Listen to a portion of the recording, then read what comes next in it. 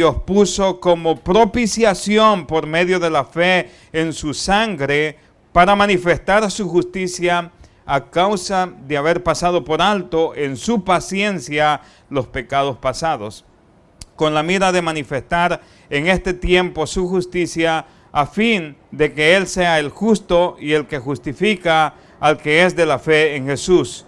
Versículo 27, ¿dónde pues está la jactancia? Queda excluida. ¿Escuchó eso? ¿No? Queda excluida. ¿Por cuál ley? ¿Por la ley de las obras? No, sino por la ley de la fe. Concluimos, pues, que el hombre es justificado por fe sin las obras de la ley. Amén. ¿Puede tomar su asiento?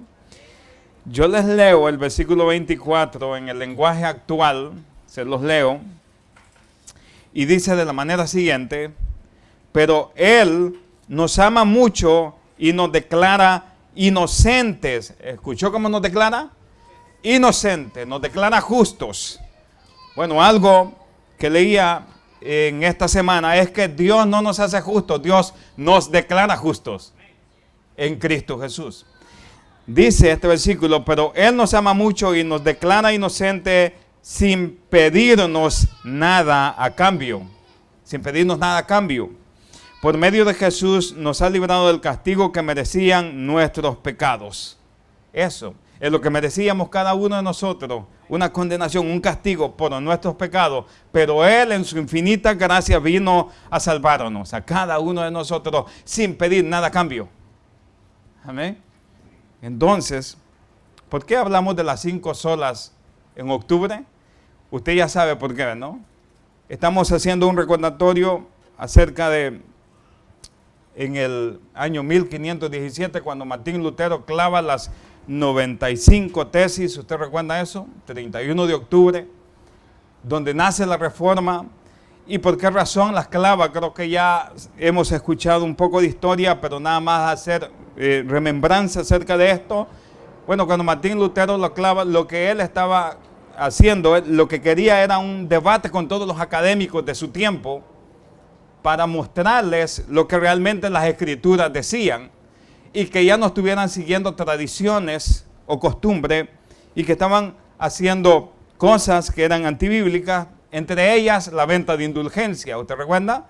Que si compraban una indulgencia usted podía salvar su alma. Entonces Martín Lutero saca estas verdades escriturales al pueblo y las escribe en el lenguaje que todos podían leer, dando a entender de que solamente en Dios está la salvación, solamente en Cristo, solamente es por fe, solamente es por fe. Entonces él también hace esta defensa en la dieta de Gore, cuando defiende la palabra de Dios y él dice estas palabras que son célebres: mi conciencia está, ¿qué decía? ¿Usted recuerda eso? ¿Qué decía Martín Lutero? Mi conciencia no está presa de la palabra de Dios. La palabra de Dios la tiene cautivada. Ir contra la conciencia no es bueno, decía él. Ir contra la conciencia. Él sabía lo que las escrituras realmente decían. Y es lo que nosotros queremos hacer hoy en este día. No solamente este día, creo que es nuestro énfasis. Nosotros enseñar la palabra de Dios, abrir las escrituras, decir lo que la palabra de Dios dice. Aquí hemos leído de que nos enseña de que hemos sido justificados por gracia, gratuitamente. No hay ningún mérito del hombre. No existe ningún mérito. No es por lo que nosotros hagamos, sino es por lo que Él ha hecho por cada uno de nosotros. Él nos ha declarado justos por su muerte en la cruz, para todo aquel que cree en Él.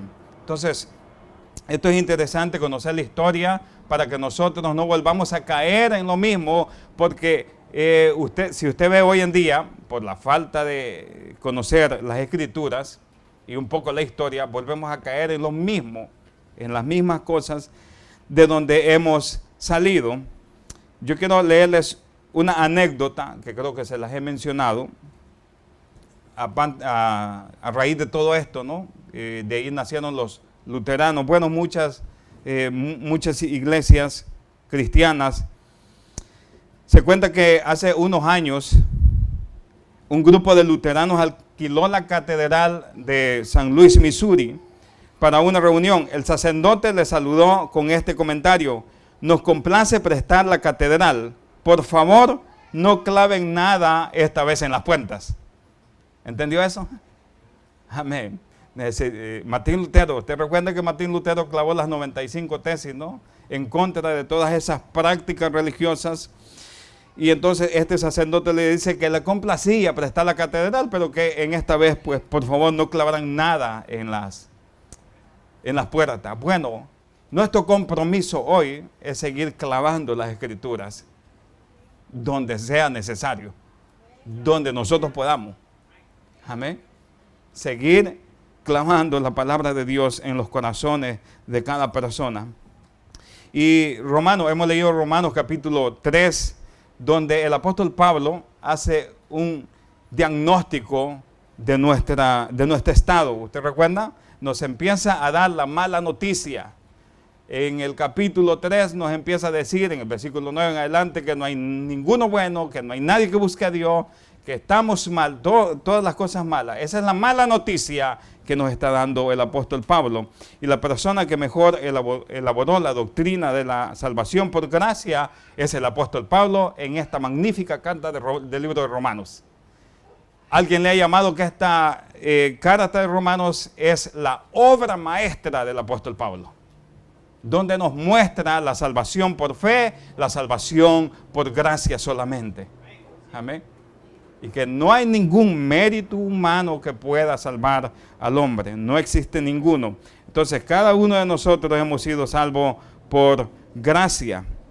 Pablo escribe aquí su obra maestra en Romanos, capítulo 3, versículo, desde el capítulo 1, versículo 18 en adelante, nos empieza a dar la mala noticia, que la ira de Dios, dice, que se ha manifestado contra la impiedad, contra el pecado. Y ahora nos muestra el apóstol Pablo, nos va mostrando la necesidad que tenemos de un redentor, pero que no lo podemos alcanzar. No podemos alcanzar nuestra redención por nuestros propios méritos, sino que en el versículo 21 que leíamos, y Sugel Michelin le llama a esto los benditos peros de la Biblia. Usted sabe que hay peros ahí en la Biblia, ¿no? Hay peros como excusa, pero estos peros son benditos. Escucha lo que dice en Romanos capítulo 3, versículo 21. Pero ahora, aparte de la ley, se ha manifestado la justicia de Dios. Ese pero es importante ahí, porque ya nos dio la mala noticia, ahora viene la buena noticia para cada uno de nosotros. La buena noticia, que podemos ser salvos por gracia en la fe en Cristo Jesús. En Él podemos ser salvos. Y en Él nos ha rescatado. La sola gracia es importante porque es una de las características distintivas o puntos claves que separan el verdadero evangelio de los falsos evangelios. ¿Hay muchos evangelios hoy en día? Sí, hay muchos evangelios, no más que hay muchos falsos. Si rechazamos la sola gracia, rechazamos el único evangelio que puede salvar. Nosotros quizás en teoría podemos decir, sí, soy salvo por gracia, pero nos esforzamos para hacer méritos, para ser salvos. Ningún mérito humano puede salvarnos. Solamente Cristo. Basta confiar plenamente en Él. Entonces, uno de los lemas asociados con la reforma del siglo XVI era tras las tinieblas la luz, en contraste con la corrupción de la Iglesia Católica Romana. Es decir, después de tanta oscuridad, que se le llama el tiempo del oscurantismo, mucha oscuridad, después de las tinieblas viene la luz. Ellos sacaron a la luz las verdades bíblicas. Sacan a la luz y es necesario que la volvamos a sacar en estos tiempos que vivimos. En estos tiempos es importante que cada uno de nosotros escudriñe las Escrituras y podamos ver lo que realmente Cristo dice en su palabra. Nosotros estamos comprometidos con eso. Entonces, para los reformadores la doctrina de la gracia era crucial, para nosotros también tiene que ser crucial, porque la gracia es excluyente. ¿En qué sentido? Bueno, excluye cualquier mérito humano. Destruye el orgullo del hombre. Destruye los méritos del hombre.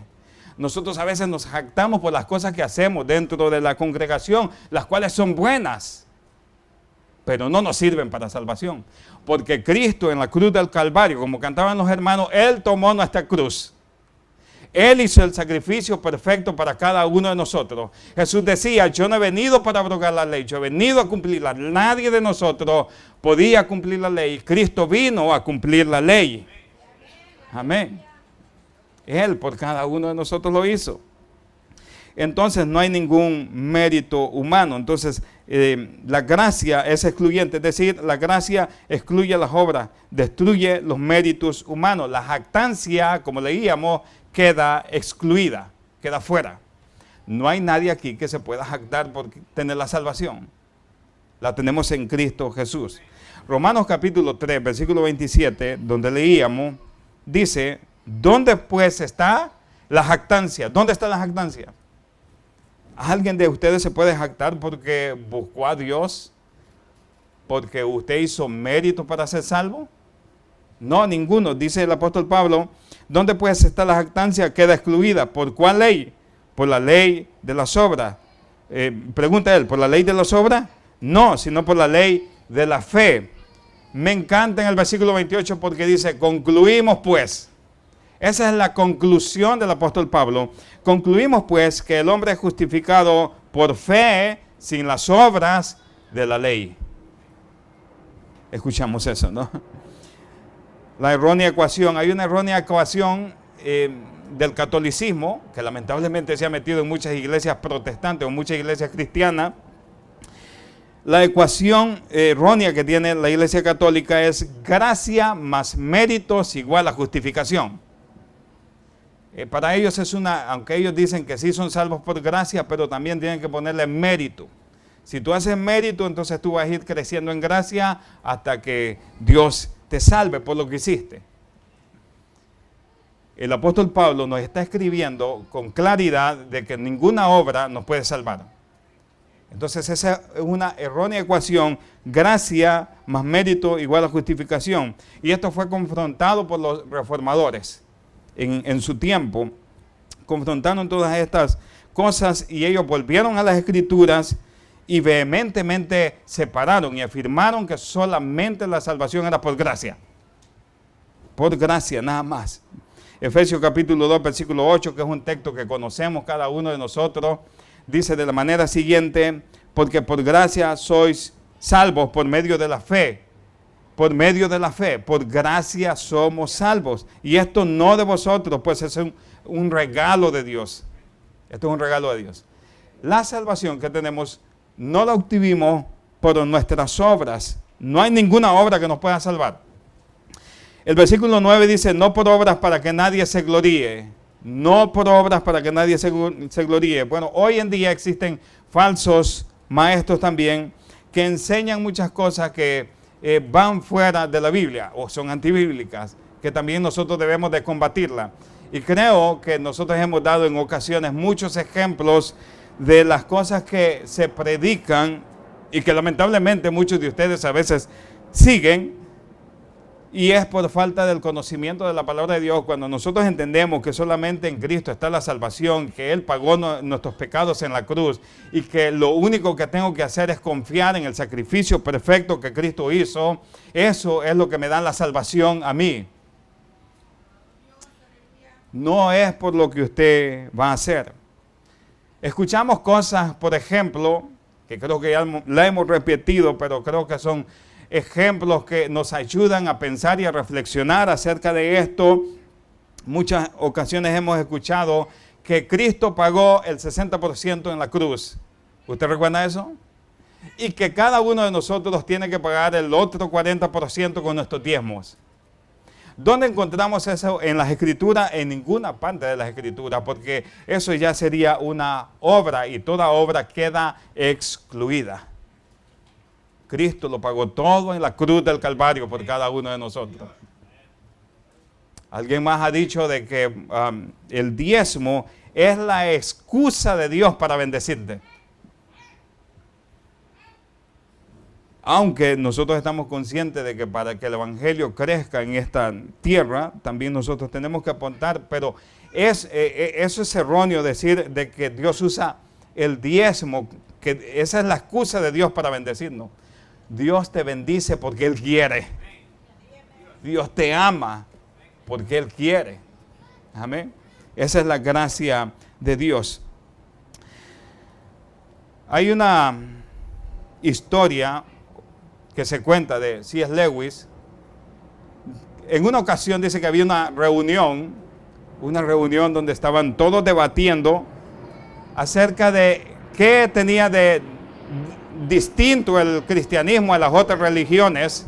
Y algunos decían, bueno, el cristianismo tiene de distinto a las otras religiones la resurrección. Y alguien dice, no, pero es que en otras religiones también creen en la resurrección.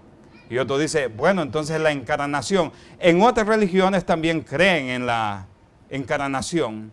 Y entonces C.S. Lewis dice que entra al salón donde estaban todos debatiendo acerca de esta cuestión. Y él pregunta, con la gracia que tenía, él pregunta, ¿cuál es el debate que ustedes tienen hoy? Bueno, es que estamos viendo cuál es lo distintivo que tiene el cristianismo a las otras religiones. Y él dice con facilidad, bueno, eso es fácil. La salvación es por gracia. En todas las otras religiones hay que hacer algo para ganarse la salvación, pero en el cristianismo esto es por gracia. Por gracia. Yo sé que nos cuesta aceptar esto porque estamos tan acostumbrados a ganarnos las cosas. Ese es nuestro problema, ¿no? Si tú trabajas, entonces te pagamos. Si no trabajas, no te pagamos. Entonces, el cristianismo, o mejor dicho, la salvación dentro del cristianismo es por gracia. Debemos de creer que Cristo lo hizo por nosotros. Eso es lo que debemos de creer. Y eso, y toda la jactancia queda excluida. La gracia, que hemos dicho en muchas ocasiones, que es gratis para nosotros, por eso es gracia, y que la hemos recibido, como dice el texto, gratuitamente, sin ningún mérito, la hemos recibido. Esa gracia a Cristo le costó un alto precio. Murió en la cruz del Calvario. La gracia es gratis, como les he dicho, pero no barata. A Cristo le costó su vida en la cruz del Calvario. Yo quiero llevarlos a Isaías, capítulo 53. Isaías capítulo 53, esta gracia a Cristo le costó un alto precio. Alguien dice que la gracia no se consigue a bajo precio, no está en liquidación, ni la puede comprar usted en el Black Friday. No está en especial. Esta gracia tiene un alto precio. Le costó la vida, toda su sangre a Cristo Jesús en la cruz del Calvario. Isaías capítulo 53, versículo 3, que es un texto que nosotros conocemos, dice de la manera siguiente: despreciado y desechado entre los hombres, varón de dolores, experimentado en quebranto, y como que escondimos de él su rostro, fue menospreciado y no lo estimamos. Ciertamente llevó él nuestras enfermedades y sufrió nuestros dolores. Y nosotros le tuvimos por azotado, por herido de Dios y abatido. Mas él herido fue por nuestras rebeliones. ¿Por qué? Por mi rebelión, por mi pecado. Cristo Jesús sufrió. Él fue herido por mí, molido por nuestros pecados. El castigo de nuestra paz fue sobre él. Y por su llaga fuimos nosotros curados. Qué glorioso, ¿no? Fuimos nosotros curados. Y Hebreos capítulo 12, versículo 2 dice: puestos los ojos en Jesús, autor y consumador de la fe. Me encanta porque dice: por el gozo puesto delante de él sufrió la cruz.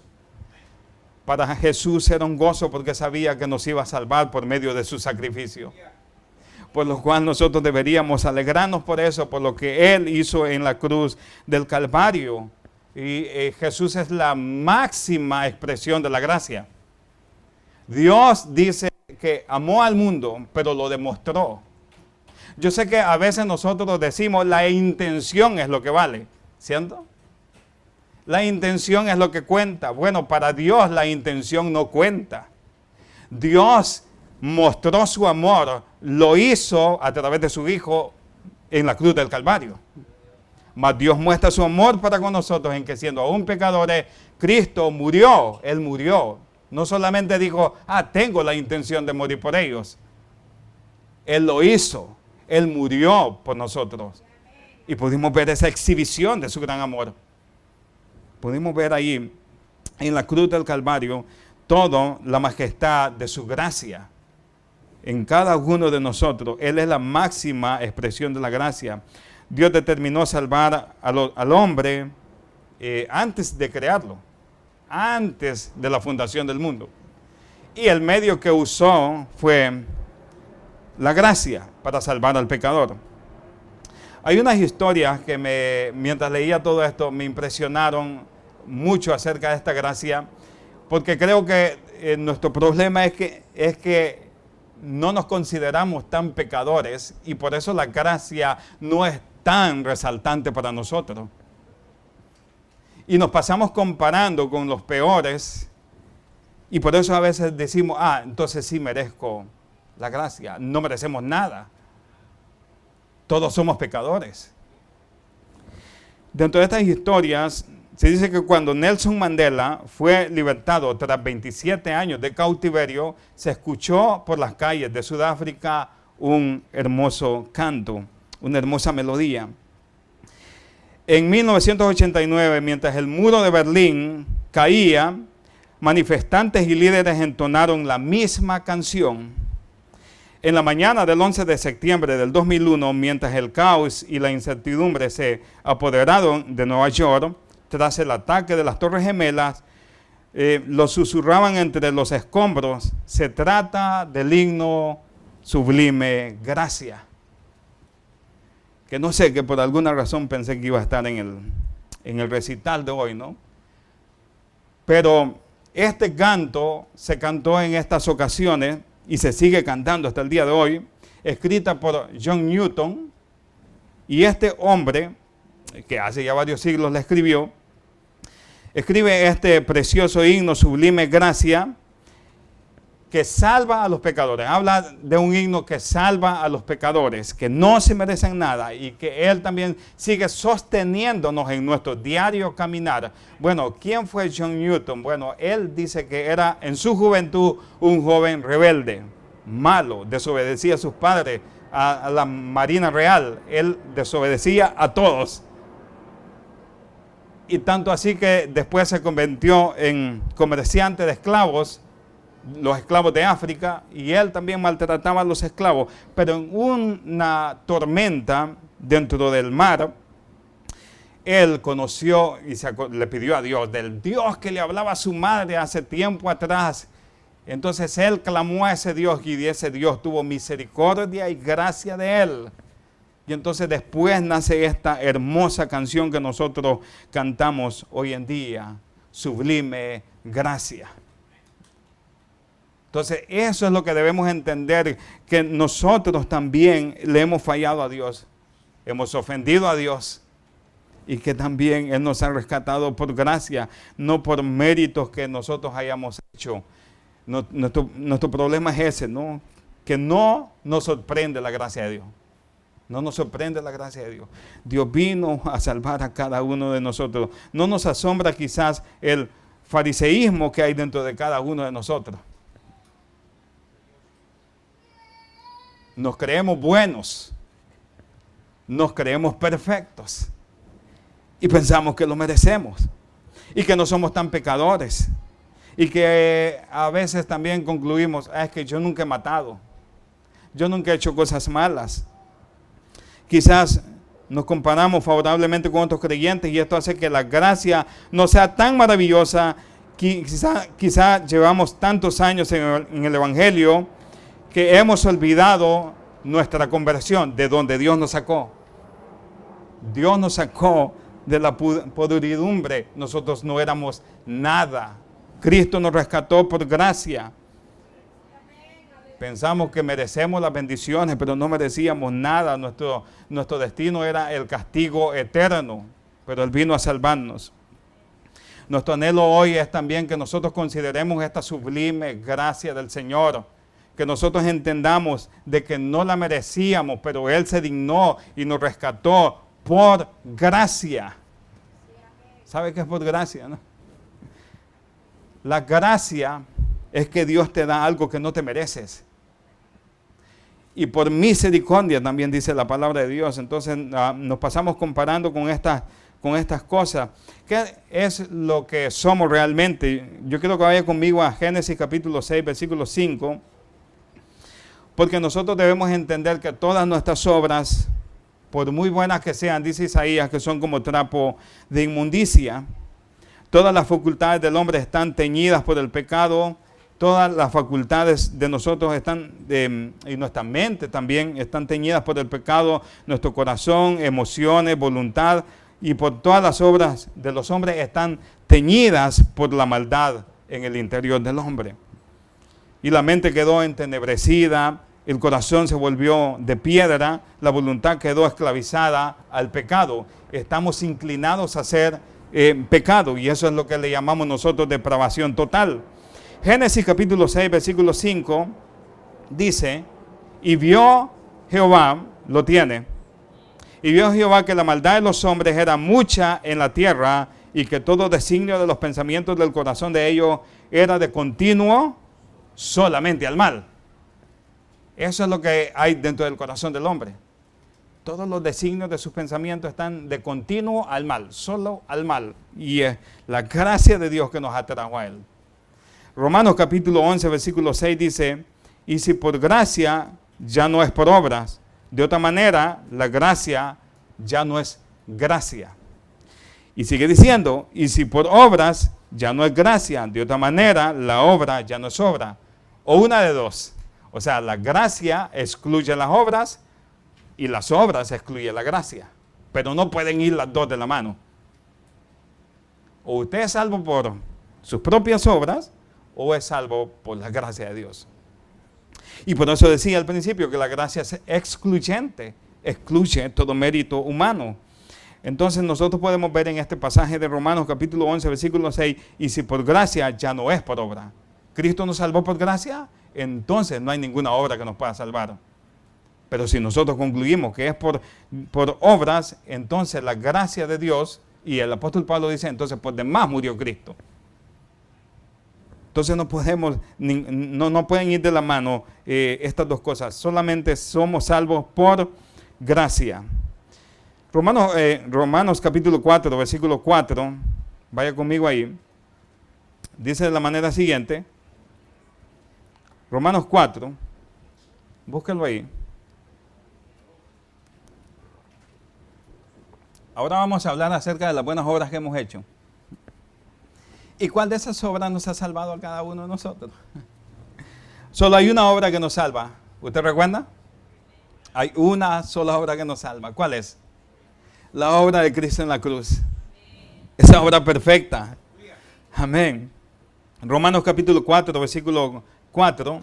Si nosotros seguimos, es el mismo pensamiento que lleva Pablo del capítulo 3 y empieza a hablar acerca del padre de Abraham y dice, pero al que obra no se le cuenta el salario como gracia, sino como deuda. Entonces, si usted fuera por obra, Dios ya tendría una deuda con usted de salvarlo. Pero no es por obra. Versículo 5. Mas el que no obra, sino cree en aquel que justifica al impío, su fe le es contada por justicia. Entonces, esto es por fe. En la doctrina de la Iglesia Católica Romana se entiende que la salvación es por gracia más las obras de la ley o las obras que el hombre realiza, pero de una manera muy clara el texto de Romanos excluye todas estas posibilidades. La razón de nuestra salvación la encontramos también en Romanos capítulo 2, si usted quiere ir conmigo. Efesios capítulo 2. Vaya conmigo a Efesios capítulo 2 y lo leemos. Vamos a leer del versículo 4, ya que nosotros entendemos cómo estaba nuestra condición, ¿no? Dice que nos dio vida cuando estábamos muertos en nuestros delitos y pecados. Así estábamos, no podíamos hacer nada.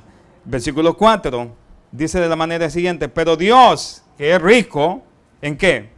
En misericordia, por su gran amor con que nos amó, aun estando nosotros muertos, muertos en pecados, nos dio vida juntamente con Cristo, por gracia soy salvos. Entonces, esto es interesante porque el apóstol Pablo usa 3 palabras aquí. Si lee conmigo, dice, pero Dios que es rico en misericordia, rico, con su gran amor. ¿Es pequeño el amor de Dios? El amor de Dios es inmenso. Es rico en misericordia, con su gran amor y por su gracia. Esas son las 3 palabras claves para nuestra salvación. Su misericordia, que es rico en misericordia, su gran amor y su gracia. Y esto es interesante, ¿no? Porque ¿qué es misericordia? En su misericordia Dios no me da lo que yo merezco. Yo merecía condenación, pero Él en su gran misericordia no me da la condenación. Y esta misericordia que ya le hemos tratado en ocasiones anteriores, la misericordia es una palabra compuesta que habla de miseria y de corazón. Es decir, Jesús mismo pasó nuestra miseria por su corazón y nos vio con ojos de amor, nos vio con ojos de ternura. Él dice Filipenses que se despojó a sí mismo y nos vino a buscar. Tomó forma de siervo por cada uno de nosotros. Él tomó toda la vergüenza que significaba la cruz. Él vino por cada uno de nosotros, que es rico en misericordia, con su gran amor, con que nos amó. Ese amor de Dios mostrado en la cruz del Calvario. Eso es la clave de nuestra salvación. Dios mostrando su misericordia, Dios mostrando su amor, Dios mostrando su gracia por cada uno de nosotros. Y esa es la que podemos ver, la riqueza de su misericordia en cada uno de nosotros. No lo merecíamos, ¿no? No merecíamos que Él se dignara de cada uno de nosotros, pero lo hizo. Leamos nuevamente el pasaje en Efesios capítulo 2, versículo 4, pero Dios que es rico en misericordia por su gran amor con que nos amó, con que nos amó.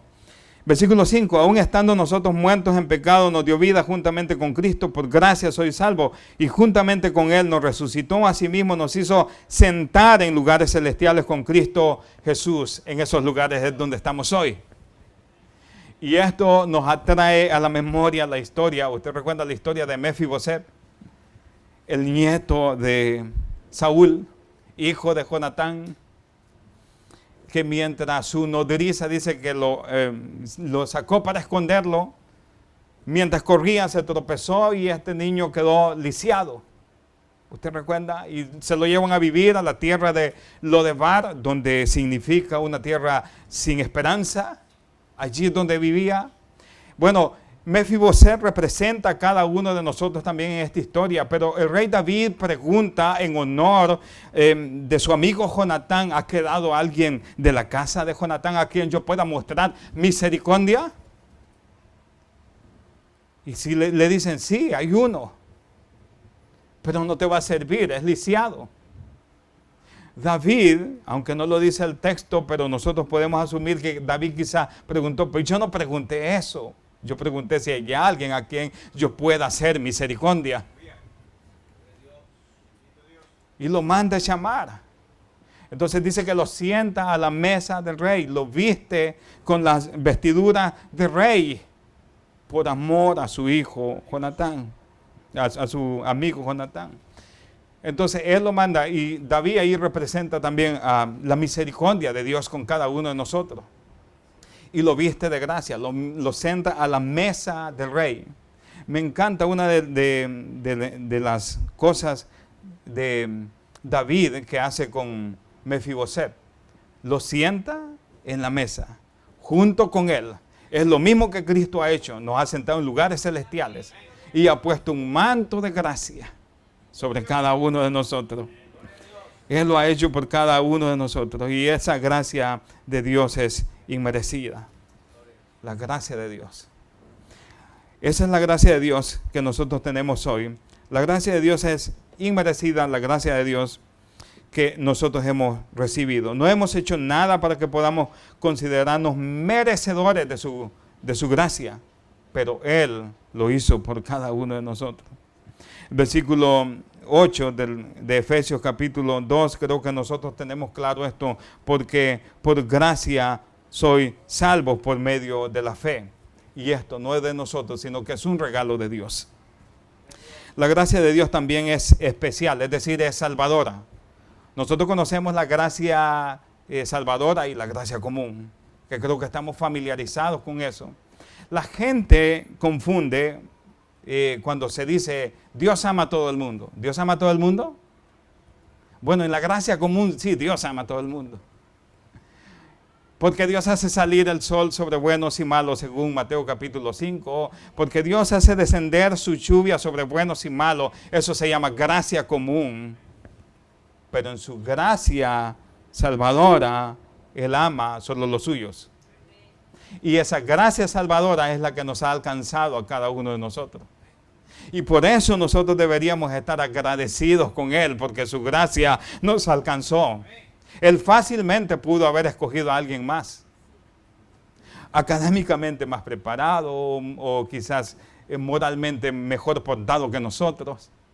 Pero Él vino a buscar y a salvar lo que se había perdido. Y 1 Corintios dice que Él vino, ¿no? Lo inútil, lo vil, lo menospreciado, lo que no era, para deshacer lo que es.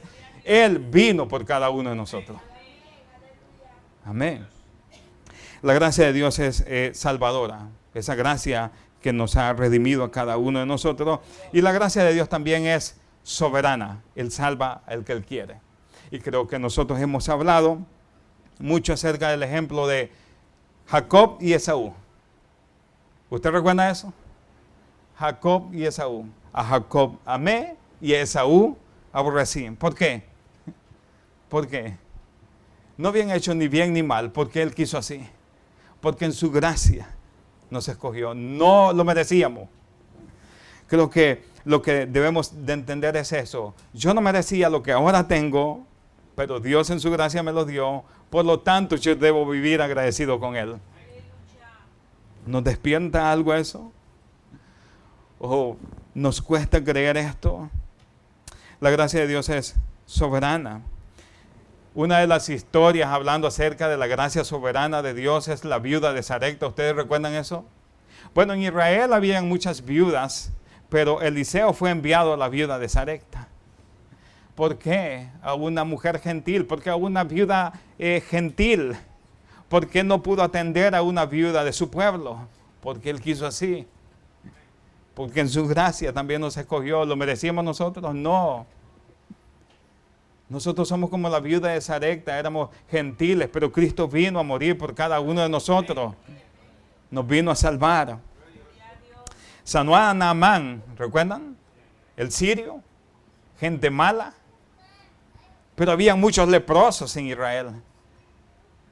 Y cuando Jesús en Lucas capítulo 4 le recuerda esta historia a los fariseos y le dice, ¿ustedes no recuerdan de la viuda de Sarepta que fue alimentada? ¿Y por qué no lo hizo con la viuda de Israel? ¿Y por qué sanó a Naamán y no a los leprosos de Israel? Tanto así que los judíos se enojaron tanto contra él que lo querían apedrear. ¿Por qué? Porque el Rey de toda la gloria en su soberanía se dignó de salvar a cada uno de nosotros. Ahora nosotros podemos entender de que esto es por gracia, te salvó a ti, por gracia, no por lo que haces. Entendamos eso, por lo menos hoy entendamos eso, que es por gracia. No es por las pupusas que eches para vender, no es porque vienes y pones la silla, no es porque preparas el vino y el pan, no es por nada de lo que hagamos. Aunque tiene su validez dentro de la congregación, pero eso no nos salva. Si pensamos que nosotros vamos a ser salvos por las que estamos haciendo, estamos mal, estamos perdidos. Usted tiene que poner la fe en Cristo Jesús. Y esta gracia nos cambia, ¿no? Cambia a cada uno de nosotros. Ahora vivimos para Él. Mateo capítulo 10, Jesús hablando a sus discípulos, Mateo capítulo 10, versículo 28, cuando los envía, en el capítulo 8, cuando los envía dice que pondrán manos sobre los enfermos y les dice que vayan, de gracia recibiste, dad de gracia. ¿Qué es lo que tiene que dar usted? Gracia. ¿Pero cómo la transmite? a través de la palabra. De gracia recibiste, da de gracia. Algunos dan desgracia, ¿verdad? Pero ¿qué dice Mateo? Usted tiene que dar de gracia. Ahora bien, nosotros podemos concluir con esto, de que somos salvos por gracia solamente y no por ninguna obra. No hay ningún mérito humano que nos pueda salvar. No existe ningún mérito humano que nos salve. Y nosotros deberíamos pensar en esto. La verdad que escribe el apóstol Pablo aquí. Los reformadores lucharon por esto y fue una de las solas, o alguien le llaman que este fue el grito de la reforma, la gracia. Y Martín Lutero le llamaba la bisagra donde se mueve todo. Sin gracia no pasa nada. Si Dios no hubiera tenido gracia de nosotros, entonces nosotros estuviéramos condenados. Es la gracia, por su gracia hoy estamos aquí. Por su gracia podemos participar de lo que nosotros vamos a participar hoy. Por su gracia estamos sentados, como dice Pablo, en lugares celestiales. Por su gracia, son sus méritos. Nada más. El objetivo de nuestra salvación por la gracia es darle la gloria a Dios por todo lo que le ha hecho por cada uno de nosotros. Yo creo que volvamos a Romanos capítulo 3. Romanos capítulo 3, versículo 21, donde estábamos. O versículo 24. Versículo 24. Dice, siendo justificados gratuitamente por su gracia mediante la redención que es en Cristo Jesús. ¿Cómo somos justificados? Gratuitamente. Gratuitamente. Esto es gratis para cada uno de nosotros. Lo que tenemos que hacer es creer en Él. En uno de sus escritos, Martín Lutero escribe de que nuestro estado o nuestro estatus delante de Dios es como el matrimonio. Y dice que un rey, lo que escribe Martín Lutero, dice que un rey se casa con una prostituta. Y todos se quedan como... Ahora, escuchó lo que dije, ¿verdad? Ahora esta prostituta pasa a ser ¿qué? Si se casó con el rey. ¿Qué es ahora? Reina. Ahora reina. Aunque dice que en ocasiones no se comportará como tal, su estatus sigue siendo reina. Nosotros estamos casados con Cristo. Aunque a veces le fallemos, pero no depende de nosotros, depende de su gracia. Depende de su gracia infinita, su gracia absoluta que nos salvó, que dejó excluido todo mérito humano. Ahora nosotros éramos malos y no merecíamos nada. Ahora vino y nos salvó por su gracia. A Él sea toda la gloria por todos los siglos.